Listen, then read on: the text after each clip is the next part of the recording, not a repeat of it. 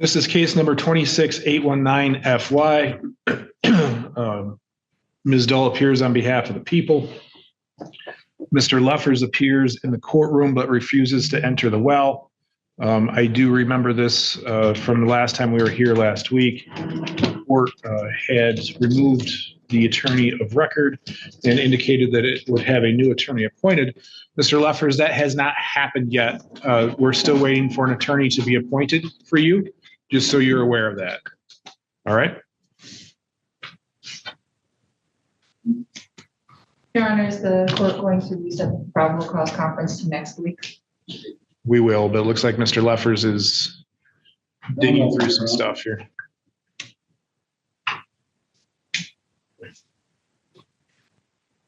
What do you have, Mr. Lefers? Well, I should go through that. Mr. Lefers, before you start, I gave you a lot of time last week, so I'm not going to give you very much time this week. So if you're planning on giving the court a history lesson in maritime law or self-governance or any of that, I'm not going to have that today, okay? So I have to stand up for my rights, otherwise my rights are forfeited by my subjection, and I will not do that. Your Honor, are we on the public record? We are. Is this a court of common law or admiralty law? Mr. Lefers, I am not doing this today. I've already told you that. We're not going to go through this. I move the court to take judicial notice. And here we go, the judge is setting the boundary lines early. Translation: please, no courtroom TED Talk on maritime law today. Judges have seen these sovereign citizen-style arguments before, and this one is clearly trying to stop the train before it leaves the station. You can already feel the tension building because when a judge says, "I'm not doing this today," that usually means they've definitely done this before. Of your oath of office to the Michigan Constitution, as ratified without subsequent amendments under the United States Constitution.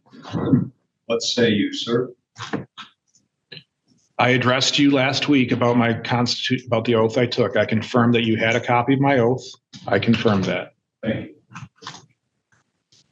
Your Honor, moving forward, Article 3, Section 2, Clause 2 of the United States Constitution says that when a So now this is the classic pivot. Is this common law or admiralty law? That question pops up a lot in fringe legal arguments, but here's the reality: criminal court is criminal court. You don't get to unlock a secret legal boss level by saying admiralty. The judge's response: immediate shutdown. No detour, no debate, just straight back to business. state is a party in a case involving a citizen, that state, the Supreme Court has original jurisdiction.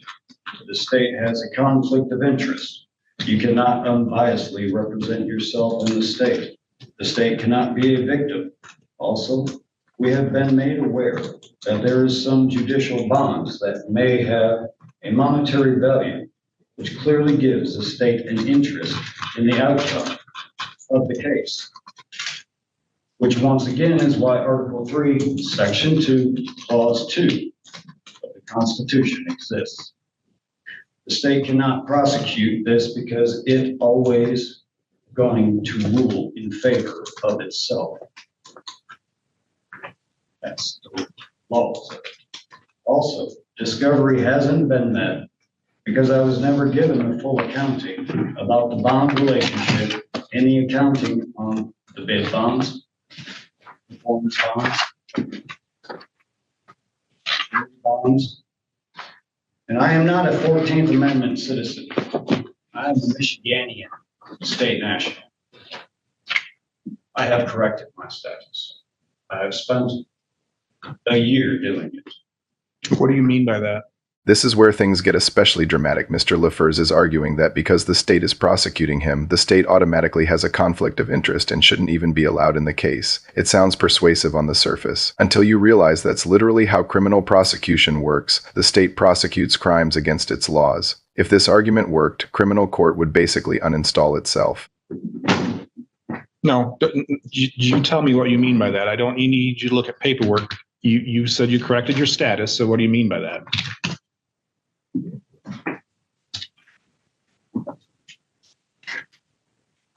Upon finding out about jurisdictions, 14th Amendment citizen is bound by your jurisdiction, sir. I am not a 14th Amendment citizen. What are you? I'm an American state national. And what is that? That is a man or woman born to the state in the territories of the Confederation of the Republic that made up this wonderful place and all the rights and freedoms that we all have that have been abrogated through policy and procedures. So are you claiming you're a citizen of the Confederacy from after the American Revolution? And when I say the Confederacy, I mean after the American Revolution and before the U.S. Constitution. No, sir, this predates even that.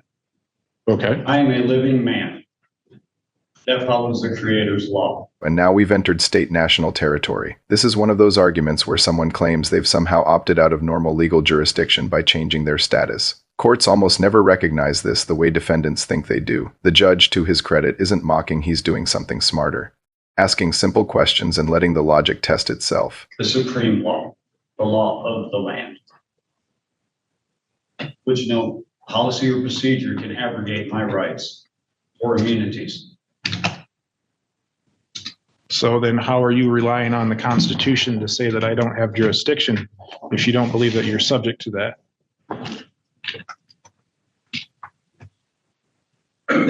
Yes. Supports it. In the First Amendment, we are one. This is my wife, Jelaine. She's been with me for 24 wonderful years. She has had my back.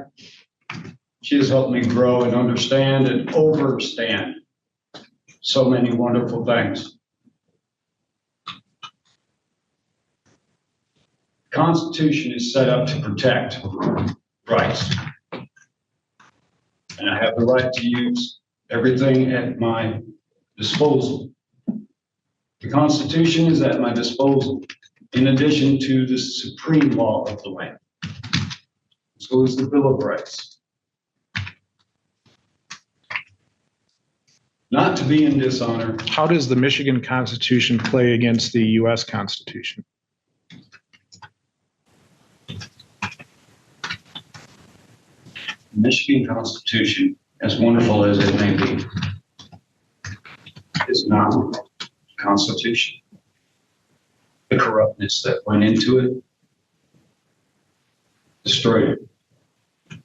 Though it may hold some lingering truth, if you change 10% of 100% of the story, you have deceived everyone that you tell that story to.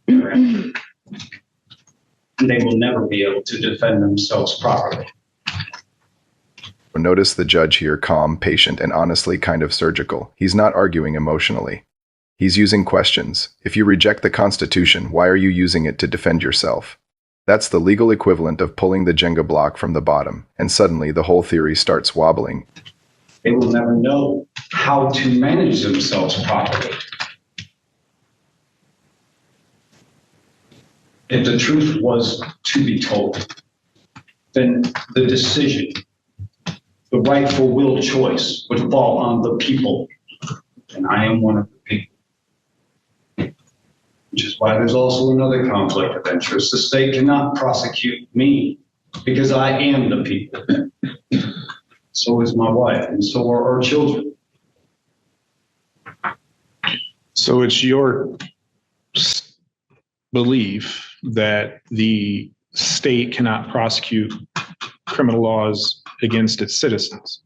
But if you were a citizen of Texas and violated a Michigan law, would the court then be able, or would the state of Michigan then be able to prosecute that person? State of Michigan. The Texas. No, hold on. It's Mr. Lefers is the one who has. Well, as I stated, We are one in our First creed. Amendment right. Okay. Mr. Lefers is the one who's before the court. Mr. Lefers is the one who gets to speak on the record. That would be against my First Amendment right. Okay, I can see how this is going to go. So, Mr. Lefers, you are not releasing any rights that you have. But we're going to reset this then for another probable cause conference next week. And hopefully by then we will have counsel appointed for you and you can discuss your issues with your appointed attorney. So I do not accept. Also, I am here on special. All right, Mr. Lefers, In the case. Mr. Lefers, you need to stop. All right. I need you to go out to the front window where you checked in and get a copy of your next court date, because I'm not going to allow you to interrupt the business of the court. This is the moment the judge decides. Enough philosophy, back to procedure. And that word procedure is everything in court. You can believe whatever legal theory you want, but if you don't follow the actual process, motions, filings, counsel, it goes nowhere. Courtrooms run on procedure, not passion. That's why the judge keeps repeating. This is not the forum. And as you can see, you're getting pretty close to that. I'm not saying that you're wrong. I'm not saying that you're right. I'm just saying, again, this is not the forum. That's not what we're here for today. There's a procedure to go through for motions to be filed and to be heard. And as I said, I've appointed counsel, even though that hasn't happened yet, to make sure that you are fully apprised of all the options, the way the court works, the way the laws interact with each other. And I highly encourage you to listen to that counsel, that attorney, once they're appointed. You're not the first one to have this situation before the court. You're not the first one to assert these rights. But there's a way that things work, and your grasp of it right now, I believe that you are mistaken in how the laws interact with each other and how the constitutions interact with each other, how jurisdiction works. So once again, I'm going to ask you to go out to the front window where you checked in. I understand you're not waiving any of your rights, but I'm going to ask you to go to the front window where you checked in and get your next court date. And then we will have, again, we will continue working on getting counsel appointed for you. And honestly, this final speech is the most important part. The judge isn't saying you have no rights. He's saying you're misunderstanding how those rights work. Huge difference. It's one of those rare courtroom moments where the lesson is bigger than the case itself. Confidence in legal arguments is not the same as correctness. And in court, correctness wins every time. Judge asked, it's going to be what? Nope, grab it up yourself, it's going to be what? Thank you, sir. Thank you. Have a nice day. You too. Yeah, well. So